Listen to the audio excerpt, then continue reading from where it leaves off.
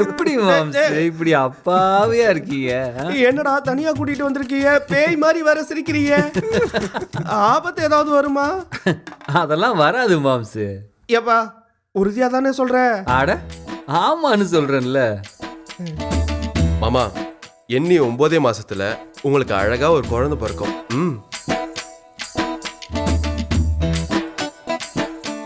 மாப்பிள்ளைகளா, எனக்கு பொண்ணுகிட்ட பேசி பழக்கமே இல்லை.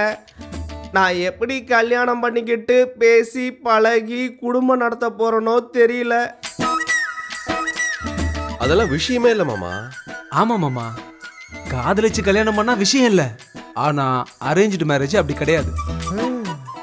என்ன அரேஞ்ச் மேரேஜ் பண்ணவே நீ தானே? அப்ப நீயே சொல்லி கொடு. அப்படின்ற சரி சொல்றேன், கேட்டுக்கோ.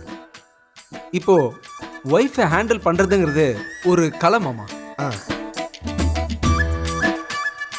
அது ஒரு கலை. என்ன செய்தில? அது ஒரு கலை. என்ன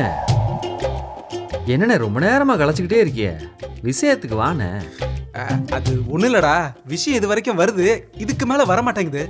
ஒண்ணு பண்ணு, நீயே மாமா கிட்ட தெளிவா எடுத்து சொல்லு. சொல்லுடா. இருக்குதான் பில்டப் கொடுத்தானா?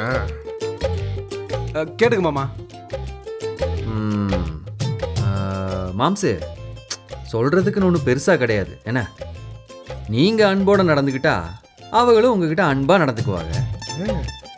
அவங்க சொல்றத காது கொடுத்து கேட்டாலே பாதி பிரச்சனை முடிஞ்சிடும்.